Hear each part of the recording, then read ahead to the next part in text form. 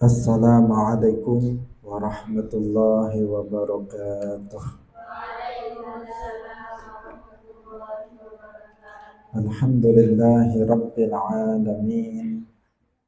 Wassalatu wassalamu ala sayyidina wa maulana Muhammadin wa ala alihi wa ashabihi tayyibin tahirin.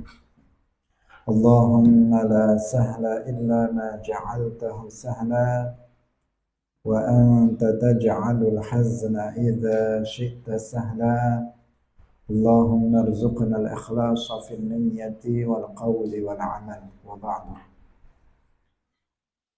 Hadirin hadirat rahimakumullah, alhamdulillah kita bersyukur kepada Allah Subhanahu wa taala. Malam hari ini kita kembali bisa bertemu dalam kajian buku Ahkamun Nisa, tanya jawab seputar permasalahan perempuan. Semoga pertemuan kita pada malam hari ini diberkahi oleh Allah Subhanahu wa taala dan kita semuanya mendapatkan ilmu yang manfaat, barokah fid dunya wal akhirah. Amin ya rabbal alamin.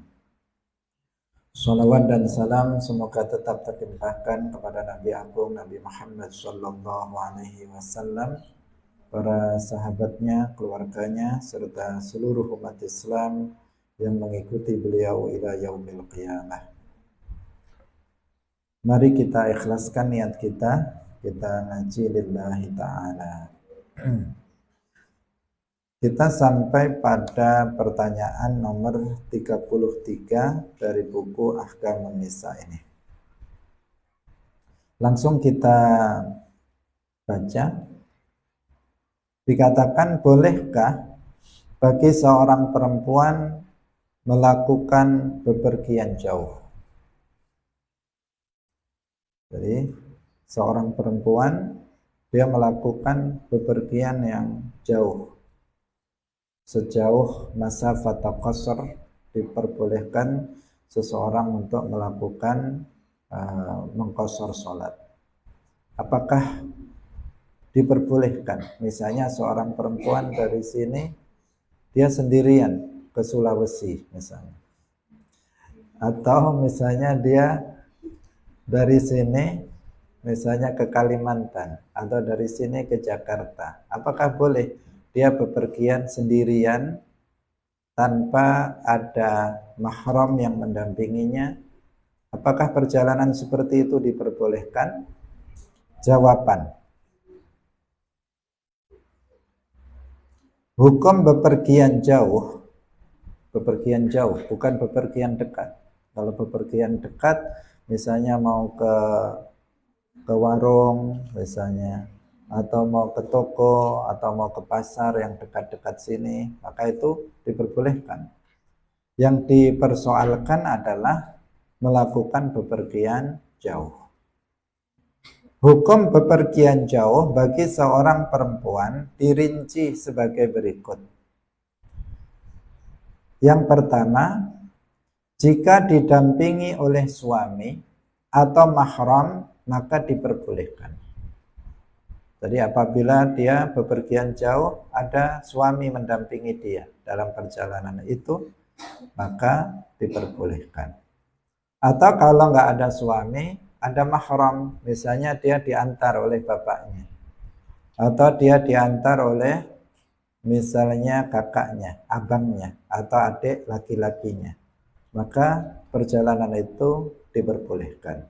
Jadi ada suami atau mahram yang mendampinginya sejauh apapun diperbolehkan. Mau jalan-jalan ke Amerika, mau jalan-jalan ke Singapura, mau jalan-jalan ke Timur Tengah, mau ke Palestina misalnya, jalan-jalan ke sana, asal ada yang mendampingi suami atau mahramnya, maka diperbolehkan.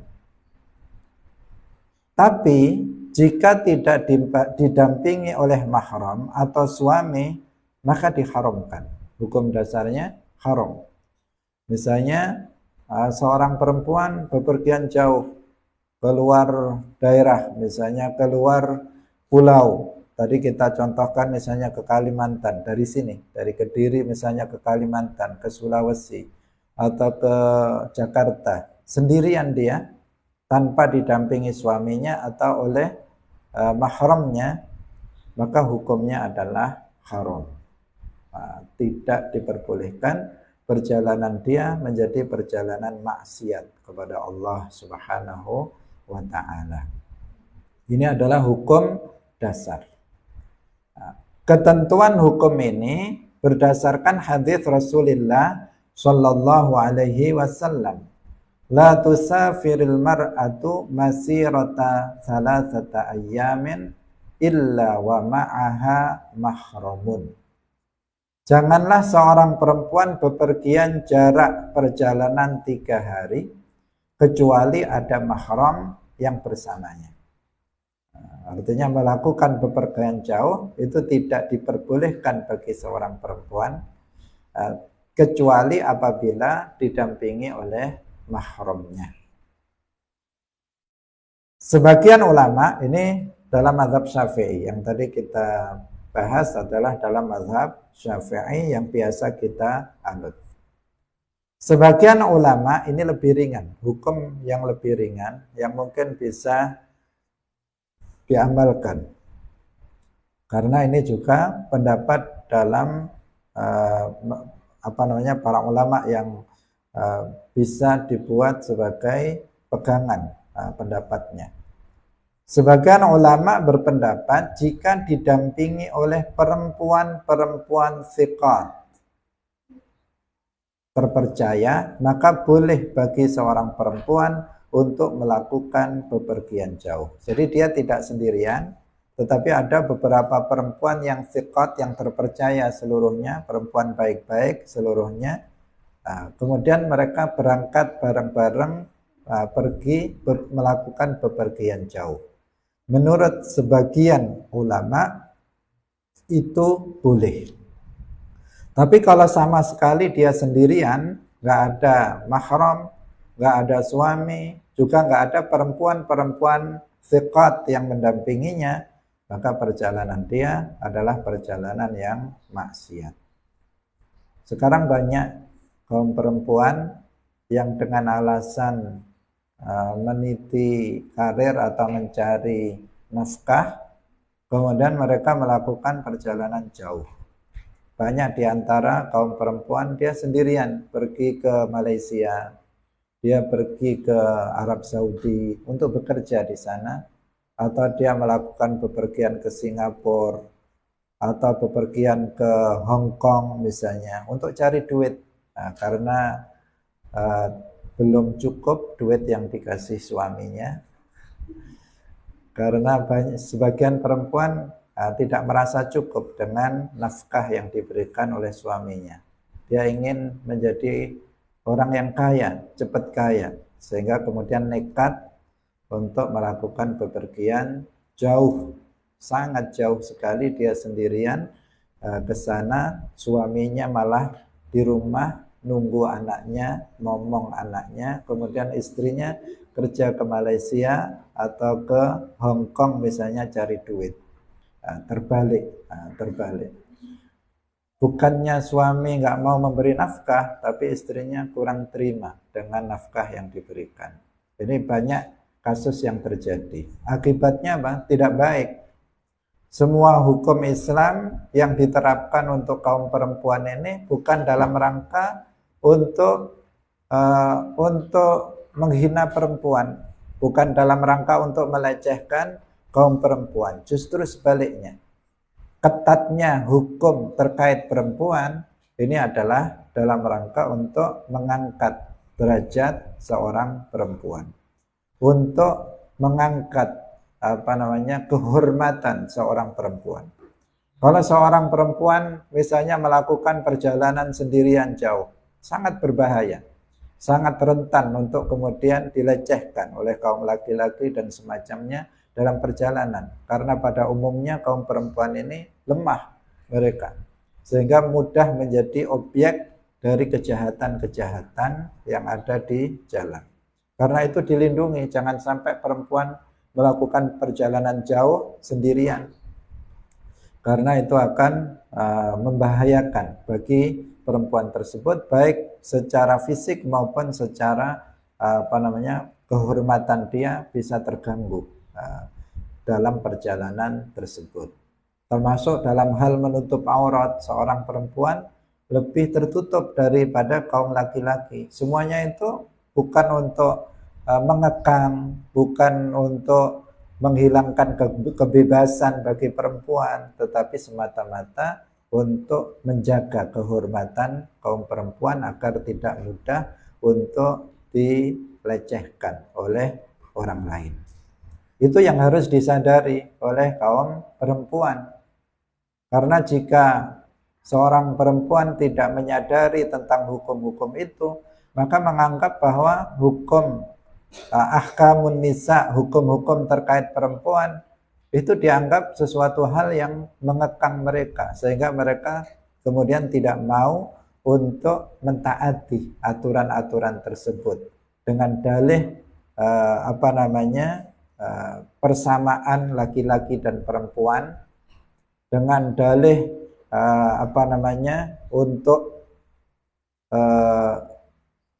untuk kebebasan kaum perempuan, kemudian mereka melakukan apa saja seperti yang dilakukan oleh kaum laki-laki. Kaum laki-laki boleh begini, saya juga boleh. Kaum laki-laki boleh begini, saya juga boleh, dan sebagainya. Bahkan sekarang banyak kaum perempuan yang bahkan dalam keluarga mereka nggak mau dipimpin, maunya mimpin. Jadi suaminya dipimpin oleh istrinya. Itu juga banyak terjadi yang kayak gitu. Apakah rumah tangga semacam itu akan baik-baik saja? Faktanya tidak. Karena ar-rijalu qawwamuna 'alan nisa. Mungkin akan ada pembahasan ini di belakang. Ar-rijalu qawwamuna 'alan nisa. Kaum laki-laki itu adalah pemimpin bagi para istrinya, kaum perempuan. Dan itu aturan Islam, harus ditaati. Yang dipimpin menghormati dan taat kepada pemimpinnya, yang pemimpinnya berlaku baik kepada rakyatnya. Jika itu dilaksanakan, maka akan tercipta keharmonisan, kebaikan bagi keluarga tersebut. Tetapi kalau dibalik, semuanya dibalik, maka kehancuran yang terjadi. Kalau istrinya yang jadi pemimpin, suaminya yang dipimpin, mana ada keluarga bahagia, keluarga kemudian gak hancur dengan model seperti itu? Hampir dipastikan akan hancur keluarganya. Karena seorang suami ketika dipimpin istrinya, dia akan merasa terhina. Setelah itu maka dia akan terjadi permasalahan dalam keluarga. Seorang istri ketika dia merasa menjadi pemimpin, maka dia akan melecehkan suaminya. Dia akan kemudian berbuat semena-mena terhadap suaminya dan seterusnya. Tidak lagi mau taat karena dia merasa sebagai pemimpin. Akhirnya rusak keluarga itu. Dia nggak terima diberikan nafkah, inginnya ngasih nafkah. Itu pun juga bukan tujuan awalnya, katanya alasannya mau membantu suami. Tetapi kemudian dia yang menguasai. Dia yang kemudian memimpin dalam keluarga itu. Ini yang harus diwaspadai. Ini kaitannya dengan ini. Banyak orang melakukan safar, alasannya mencari nafkah, bukan karena darurat. Bukan karena darurat, suaminya sudah ngasih dia. Hanya saja ya pas-pasan menurut dia ingin kekayaan, harta yang lebih banyak. Sehingga dia kemudian melakukan perjalanan jauh demi untuk alasan mencari nafkah yang sebenarnya itu dia sudah mendapatkan nafkah dari suaminya. Jadi harus qanaah. Seorang istri harus qanaah, menerima apa yang diberikan suaminya. Kalau nggak mau, kalau pengen kaya ya menikah dengan suami yang kaya. Jangan kemudian di awal dia sudah menikah dengan laki-laki yang nggak kaya, kemudian setelah di perjalanan dia nggak terima. Itu kalau bisa, kalau nggak bisa gimana? Nggak menikah. Kemudian kita lanjutkan, dalam keadaan darurat. Nah, sekarang dalam keadaan darurat.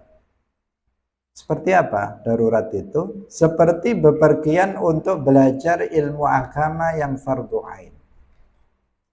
Sedangkan di kampung tersebut tidak ada yang mengajari dia ilmu fardhu ain. Maka boleh bagi perempuan tersebut untuk bepergian jauh dalam rangka menuntut ilmu agama. Jadi dia tinggal di suatu kampung, yang di kampung itu tidak ada guru, tidak ada orang yang bisa mengajari dia ilmu fardhu ain. Dia belum belajar ilmu akidah, pokok-pokok ilmu akidah, belum.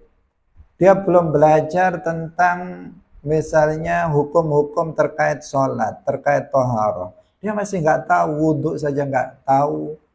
Kemudian sholat dia juga nggak tahu. Sementara di kampungnya, di situ nggak ada orang yang bisa mengajari dia ilmu fardhu ain. Adanya di luar daerah yang jauh.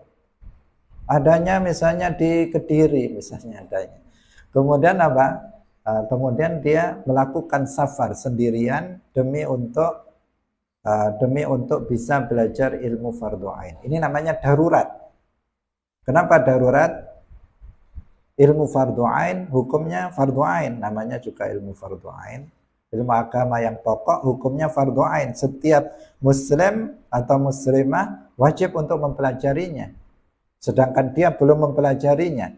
Apabila dia tidak mempelajarinya, maka terancam akidahnya akan rusak. Terancam ibadahnya akan tidak sah. Terancam akhlaknya akan rusak. Maka dia wajib di sini untuk belajar, sementara di daerah dia nggak ada orang yang bisa mengajarinya ilmu fardhu ain. Adanya orang yang nggak paham, meskipun dia ngaku paham, tetapi ternyata ajarannya menyimpang misalnya yang ada. Maka seorang perempuan itu boleh melakukan bepergian jauh sendirian dalam rangka untuk thalabul ilmi, ilmu yang fardhu ain. Nah, maka kalau kalian para santri putri misalnya, maka kalau tidak diantarkan oleh orang tuanya, sebaiknya orang tuanya yang mengantarkannya. Kalau enggak, maka abangnya yang mengantarkannya, atau adik laki-lakinya yang mengantarkannya. Kalau tidak, maka kalian berangkat dan pulang bersama-sama dengan perempuan-perempuan lain yang thiqat. Seperti dengan mengikuti pendapat sebagian ulama. Jangan berangkat dan pulang sendirian. Karena di sini, karena di kampung kalian saya yakin ada orang yang mengajari kalian ilmu fardhu ain. Ada enggak? Sebagian besar mungkin di kampung kalian sudah ada. Di Riau sudah banyak yang mengajarkan ilmu fardhu ain. Di Panipahan juga banyak yang bisa mengajarkan ilmu fardhu ain. Di mana Brebes juga sudah banyak yang bisa mengajarkan ilmu fardhu ain. Artinya dia bisa belajar di sana. Tapi kemudian ke sini. Nah, maka pilihannya adalah berangkat safar ke sini dengan didampingi oleh suaminya kalau punya suami, tapi nggak ada yang punya. Kemudian yang kedua didampingi oleh bapaknya atau didampingi oleh abangnya, adiknya laki-laki. Nah, kalau tidak maka bareng-bareng, rombongan.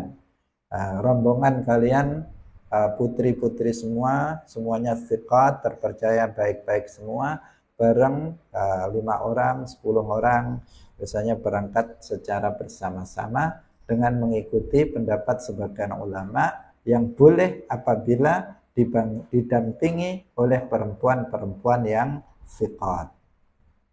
Bisa dipahami? Nah, itu jalan keluarnya. Tapi tidak sendirian. Karena meskipun kalian di sini belajar ilmu fardhu ain, tapi sebenarnya di sana tanpa safar kalian bisa melakukannya. Kecuali daerah tertentu, mungkin ada di antara kalian yang di kampungnya nggak ada orang yang bisa mengajarinya ilmu fardhu ain. atau mungkin adanya malah orang-orang yang sesat, orang Wahabi, biasanya yang banyak di sana, nggak ada yang mengajari ilmu fardhu ain, maka bisa masuk pada kategori darurat. Tapi kalau selama di sana masih di kampung kalian masih ada orang yang mengajari ilmu fardhu ain, maka belum darurat untuk melakukan safar sendirian. Safar sendirian. Itu yang tidak diperbolehkan tadi. Jadi pilihannya tadi sudah kita tegaskan lagi, bersama suami diantarkan, atau yang kedua diantarkan oleh bapaknya, saudara laki-lakinya, atau yang ketiga dengan mengikuti mazhab yang lain, pendapat sebagian ulama, yaitu dengan bersama perempuan-perempuan yang thiqat. Hadirin rahimakumullah, sekarang kita lanjutkan pada pertanyaan 34. Pertanyaan 34 ini kembali pada permasalahan istikhadah yang sudah kita pelajari sebelumnya. Karena ini belum diurutkan seperti yang tadi sudah kita sampaikan. Bagaimanakah tata cara sholat orang yang mengeluarkan darah istikhadah? Jadi terus-menerus dia mengeluarkan darah istikhadah. Sepanjang hari, sepanjang bulan, sepanjang tahun, dia terus mengeluarkan darah istikhadah. Sebagian perempuan ada yang seperti itu, nggak berhenti-berhenti. Nah, jawabannya bagaimana? Tata cara sholatnya bagaimana perempuan kayak begitu? Bukankah perempuan yang mengeluarkan darah istikhadah dia wajib untuk sholat? Nah, wajib dia untuk sholat karena dia tidak haid. Yang nggak boleh sholat itu, yang nggak wajib dan nggak boleh sholat adalah perempuan yang mengeluarkan darah haid, bukan perempuan yang mengeluarkan darah istikhadah. Nah, lalu bagaimana tata cara sholatnya? Jawaban, perempuan mustahadah hukumnya sama dengan orang yang terkena penyakit salas. Selalu keluar air kencing, beser. Penyakitnya namanya salas, orangnya namanya salis. Nah, salis. Dia kena penyakit beser, terus keluar terus air kencingnya. Biasanya orang tua yang kayak begini. Kalau anak muda biasanya jarang yang kena penyakit beser. Artinya dia daimul hadas, dia terus-menerus berhadas, dia nggak bisa suci karena air kencing terus keluar, berhadas terus. Ini istikhadah juga begitu, berarti dia daimul hadas, terus-menerus dia berhadas. Sementara salah satu syarat sah sholat itu harus suci, baik dari hadas besar maupun dari hadas kecil. Maka tata cara sholat perempuan yang sedang mengeluarkan darah istikhadah itu juga sama dengan sholatnya orang salis yang beser tadi, yaitu setelah masuk waktu sholat dia istinja. Perhatikan, setelah masuk waktu sholat. Jadi ketika misalnya dia mau sholat zuhur, setelah masuk waktu sholat zuhur. Ketika dia mau sholat asar, ketika sudah masuk waktu asar. Apa yang dia lakukan? Pertama dia istinja. Tahu istinja seperti orang cebok, habis kencing atau habis BAB misalnya, itu namanya istinja. Nah, dia istinja setelah masuk waktu, kemudian dia menyumpal kemaluannya apabila dibutuhkan. Jadi catatannya apabila dibutuhkan dia menyumpal kemaluannya dan apabila tidak membutuhkan, apabila dibutuhkan dan tidak menyakitkan dan tidak dalam keadaan berpuasa baik fardu maupun sunnah. Kenapa? Karena akan membatalkan puasa, memasukkan benda ke dalam rongga melalui manfat maftuh. Manfat maftuh itu adalah mulut, hidung, telinga, kemudian kubul dubur, memasukkan sesuatu ke dalamnya, ke dalam rongga, apapun itu, maka itu membatalkan puasa. Nah, karena itu kalau dia sedang puasa ya nggak boleh untuk kemudian di sini menyumpalkan sesuatu benda ke dalam kemaluan dalam rangka untuk menghentikan keluarnya darah tersebut. Jadi jika dibutuhkan, tidak menyakitkan dan tidak dalam keadaan puasa, maka dia menyumpal kemaluannya dengan kain misalnya atau dengan benda yang lainnya. Kemudian memakai semacam pempes atau pembalut untuk menahan keluarnya darah. Setelah itu dia berwudu dengan niat agar diperbolehkan untuk sholat. Bukan dengan niat menghilangkan hadas kecil, karena dia selalu dalam keadaan berhadas. Ini yang perlu diperhatikan. Perempuan yang istikhadah ketika dia berwudu mau sholat, niat wudunya bagaimana? Nawaitul wudu'a listibahatis sholah. Bukan nawaitul wudu'a li raf'il hadatsil asghar. Karena kalau yang diajarkan kepada kita pada umumnya ketika kita masih kecil, niat wudhu itu kan cuma satu, yaitu nawaitul wudu'a li raf'il hadatsil asghari lillahi ta'ala. Selalu li raf'il hadatsil asghar, untuk menghilangkan hadas kecil. Sehingga setiap wudhu niatnya itu. Setiap wudhu niatnya nawaitul wudu'a li raf'il hadatsil asghar. Itu harus dilihat-lihat. Tidak setiap wudhu kita niatnya li raf'il hadatsil asghar. Kalau kita nggak batal, belum batal wudhunya, maka niatnya bukan li raf'il hadatsil asghar. Misalnya tadi kita sholat maghrib, kita sudah wudhu. Kita mau sholat isya, belum batal wudhu kita. Apakah niatnya juga nawaitul wudhu li raf'il hadatsil asghar? Enggak. Wong dia tidak berhadas, bagaimana dia menghilangkan hadas kecil? Dia tidak berhadas. Bagaimana dia niatnya menghilangkan hadas kecil? Tapi niatnya adalah nawaitu tajdidal wudhu. Niat untuk memperbaharui wudhu yang hukumnya adalah sunnah. Itu kalau belum batal. Dia langsung sholat juga boleh, tapi kalau dia mau tajdidul wudhu, hukumnya sunnah, dia akan mendapatkan pahala dengan amal yang dia lakukan tersebut. Jadi niatnya tajdidul wudhu. Kalau perempuan yang istihadah, dia berhadas, gak bisa dihilangkan hadasnya. Maka gak bisa wudhunya li raf'il hadatsil asghar, wong keluar terus. Maka niatnya adalah listibahatis sholah, yaitu agar diperbolehkan untuk menjalankan sholat, agar setelah itu dia bisa melaksanakan sholat. Itu tujuannya atau niatnya. Nawaitul wudhu listibahatis sholah. Hadirin rahimakumullah. Ini hal yang kecil, sederhana, tetapi penting untuk diperhatikan. Karena pada umumnya orang itu namanya bagaimana niat wudhu, nawaitul wudhu li raf'il hadatsil asghar. Setiap wudhu niatnya itu.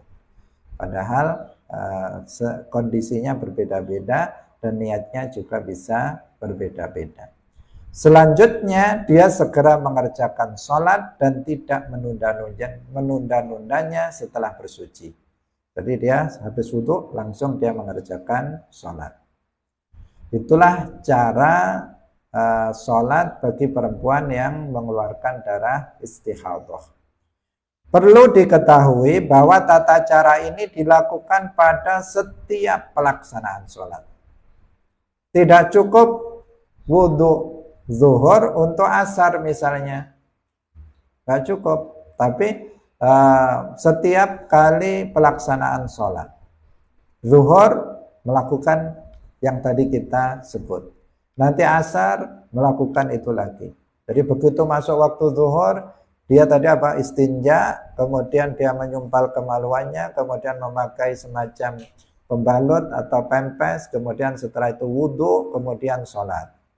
Nanti asar begitu lagi, maghrib begitu lagi, isya begitu lagi, subuh begitu lagi. nggak bisa misalnya satu kali untuk 2 sholat atau 3 sholat. Meskipun berdekatan. Misalnya dia sholat zuhurnya sudah mepet asar. Melakukan tata cara yang tadi kita sebut. Habis salam sudah asar. Nggak bisa kemudian dia langsung sholat asar. Dia harus melakukan hal yang sama yang tadi sudah kita sebut dalam waktu zuhur dilakukan pada waktu asar. Hal yang sama dilakukan pada waktu asar meskipun waktunya itu berdekatan. Karena prosesi cara ini wajib dilakukan setiap kali pelaksanaan sholat. Tidak cukup, dikatakan tidak cukup wudhu zuhur untuk asar misalnya. Sudah bisa difahami? Berikutnya adalah pertanyaan nomor 35.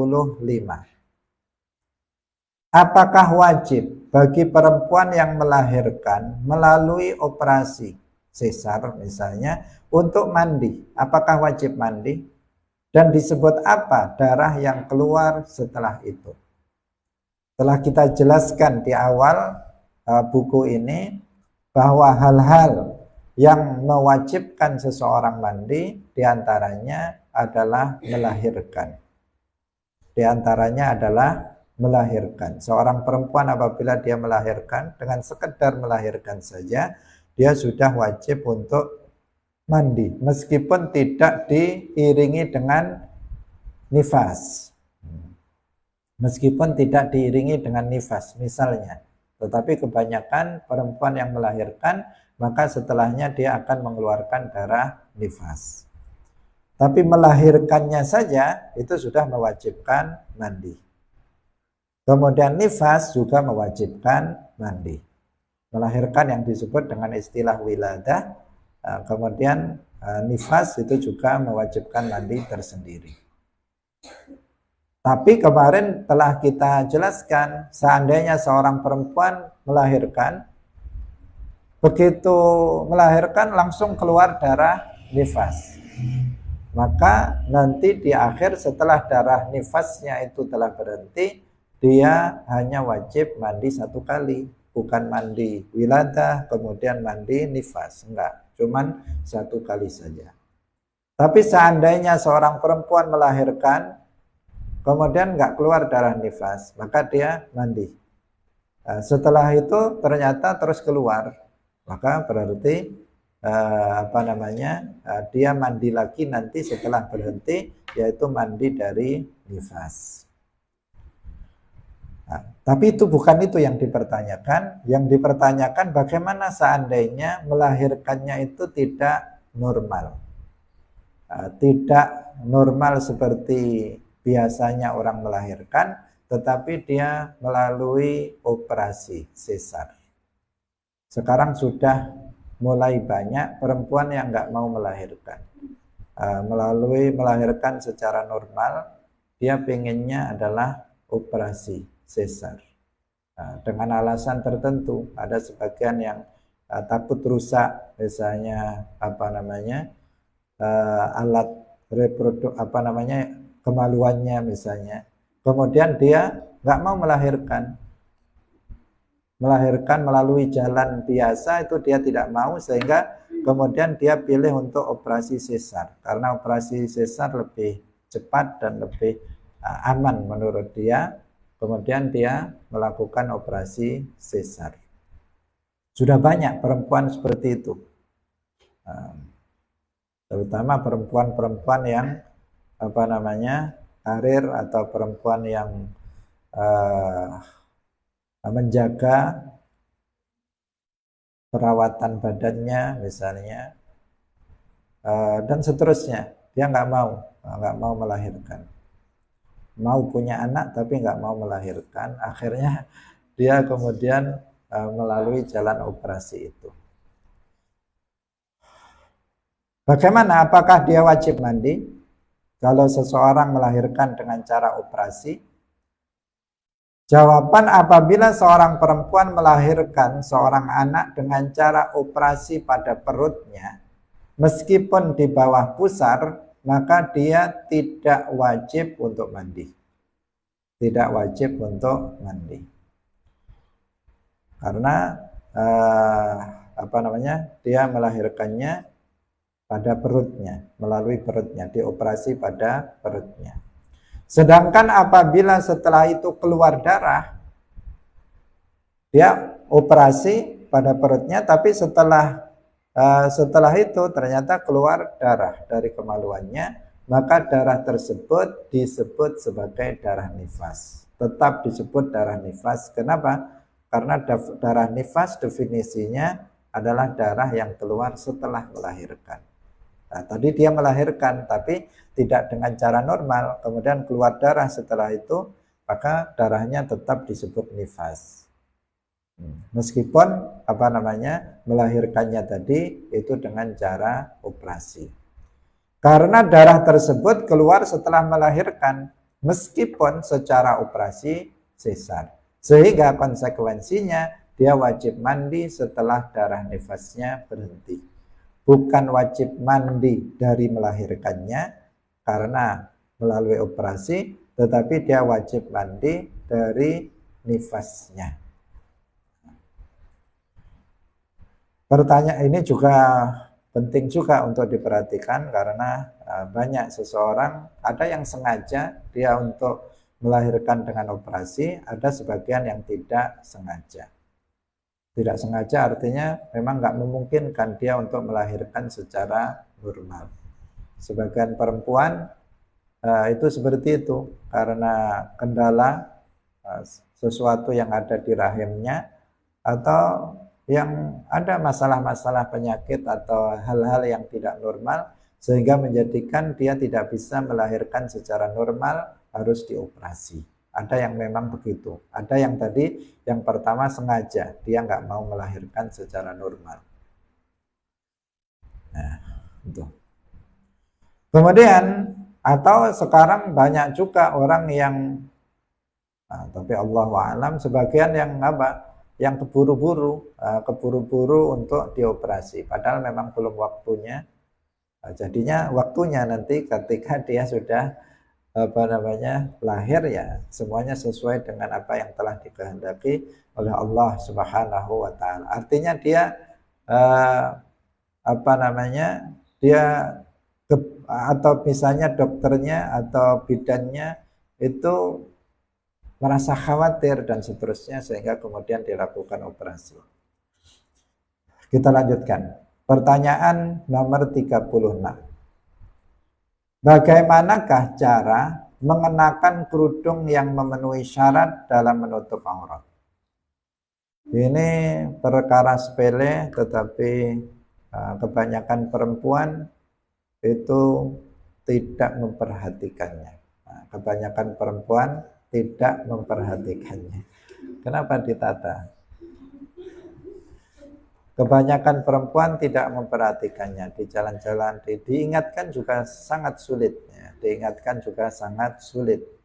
Dalam pengajian-pengajian kita sering mengingatkan. Sebagian menganggap bahwa menutup aurat dengan berhati-hati itu hanya ketika sholat saja. Ketika nggak sholat maka kemudian tidak diperhatikan. Maka ini perlu kita jelaskan kembali. Bagaimanakah cara mengenakan kerudung yang memenuhi syarat dalam menutup aurat? Ini yang kalian pakai itu namanya kerudung. Kalau jilbab, dalam bahasa Arab, jilbab itu bukan begitu. Jilbab itu adalah pakaian di luar pakaian. Dari mulai atas sampai ke bawah untuk menutup bodi badan. Itu namanya jilbab. Nah, jadi pakaian di luar pakaian. Misalnya kamu sudah berpakaian menutup aurat, di sekujur badan sudah menutup aurat. Kemudian memakai pakaian lagi di luar untuk menutup bentuk badan. Itu namanya jilbab. Tetapi kalau di Indonesia ini dalam bahasa Arab, ya, dalam bahasa Arab. Sehingga dikatakan kalau jilbab yang dimaksud tadi, jilbab itu tidak wajib. Mengenakan jilbab itu tidak wajib. Tetapi sunnah. Tapi jangan salah paham, oh jilbab nggak wajib. Enggak, jilbab yang dimaksud adalah pakaian yang tadi, yang pakaian yang di luar pakaian, yang panjang dari atas sampai ke bawah untuk menutup bentuk tubuh. Itu yang jilbabun dalam bahasa Arab. Kalau yang kamu kenakan dalam bahasa Indonesia jilbab, itu namanya khimar. Nah, namanya apa? Khimar, atau kita bahasakan lebih pas kerudung yang kalian pakai itu. Nah, tapi sudah jadi bahasa Indonesia jilbab, ya udah nggak masalah. Artinya kita berbicara, kalau kita sedang berbahasa Indonesia ya kita katakan ini jilbab, tidak masalah karena sudah menjadi bahasa Indonesia. Tapi kalau kita dalam bahasa Arab jangan sampai salah, jilbab itu bukan khimar. Nah, jilbab itu sehingga dikatakan menggunakan jilbab itu hukumnya sunnah. Tapi kalau khimar yang menutup kepala itu hukumnya wajib untuk menutup aurat. Maka di sini saya bahasakan kerudung. Bagaimana cara mengenakan kerudung yang benar untuk menutup aurat. Telah kita jelaskan bahwa aurat perempuan itu adalah seluruh badannya kecuali muka dan kedua telapak tangan. Baik di dalam sholat maupun di luar sholat. Nah, muka itu dari mana ke mana?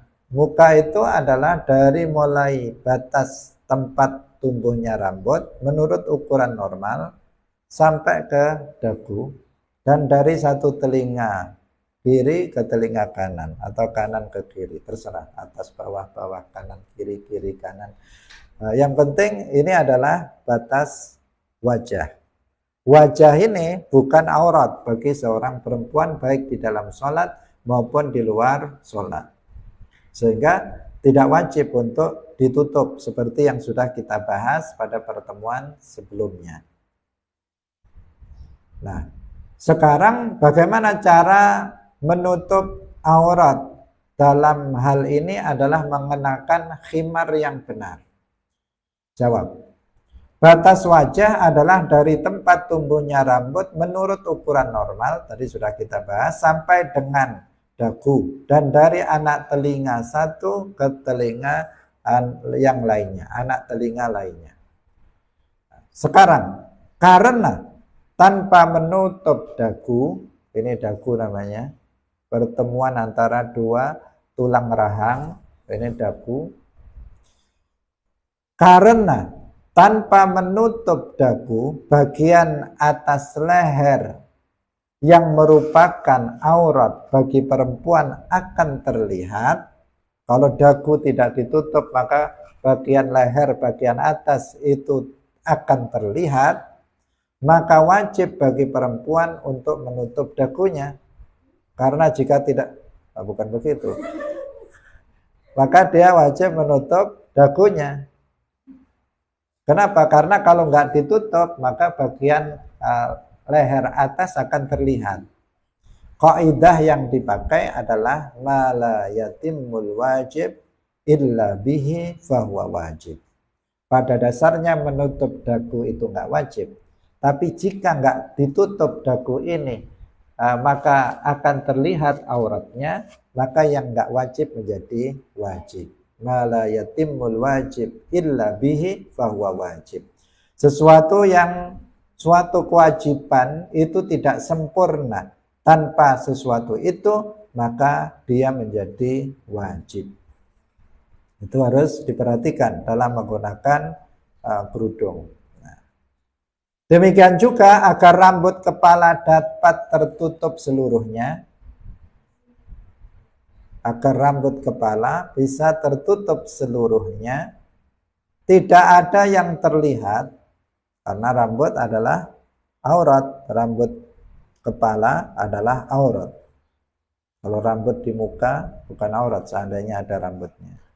Tetapi rambut kepala yang berada di batas kepala itu adalah aurat. Maka hendaknya seorang perempuan menggunakan, ini sifatnya himbauan. Karena kalau kamu pakai jilbab biasa tanpa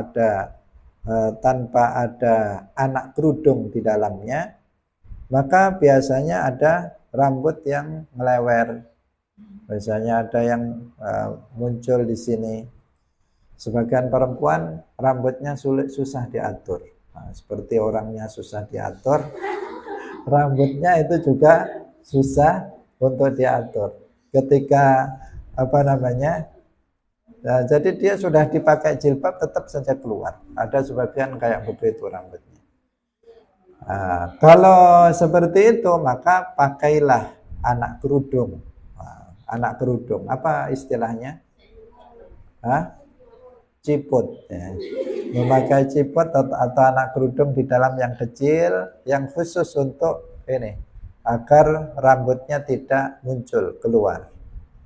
Karena di sini kalau dia rambut itu berada di batas kepala, maka dia adalah bagian dari aurat. Ini hanya mencontohkan, kalau saya bukan aurat. Ini hanya mencontohkan. Kalau misalnya dia apa namanya, kadang lewer begini satu terlihat, ada dua terlihat. Bagi perempuan sudah pakai kerudung tapi rambutnya masih keluar. Nah, maka pakailah anak kerudung di dalamnya agar rambutnya itu tidak keluar dan tidak terlihat sehingga auratnya terlihat. Nah, agar semuanya tertutup auratnya. Rambut yang tumbuh pada wajah seorang perempuan bukan pada kepala tidak apa-apa jika tidak tertutup oleh kerudung. Seperti yang tadi sudah kita jelaskan. Jadi kalau rambut itu, kemarin juga ada yang bertanya, kalau rambut itu rambut yang kecil-kecil itu bagaimana? Dilihat saja kalau dia masih berada di batas kepala itu mulai dari tempat tumbuhnya rambut menurut ukuran normal sampai ke tulang di sini nukroh. Nah, kalau dia berada di situ berarti dia aurat. Tapi kalau rambutnya itu tidak di situ, misalnya di kening atau misalnya di pipi ada rambutnya, maka itu bukan aurat. Bagi perempuan bukan aurat. Hadirin yang dirahmati oleh Allah Subhanahu wa taala, sampai di sini terlebih dahulu. Setelah ini kita akan membahas tentang masalah sudah terkait dengan masalah keluarga, masalah tolak, yaitu masalah iddah dan ihdad. Insyaallah minggu depan akan kita lanjutkan kembali kajian kitab Ahkamun Nisa. Semoga bermanfaat bagi kita semuanya. Barakallahu fikum wallahu muwaffiq ila aqwamit thoriq. Wassalamualaikum warahmatullahi wabarakatuh. Waalaikumsalam. La ilaha illallah. Allahumma salli ala sayyidina Muhammad wa ala alihi wa sahbihi wa sallim. Rabbil firli wa liwalidayya wa lil mu'minina wal mu'minat.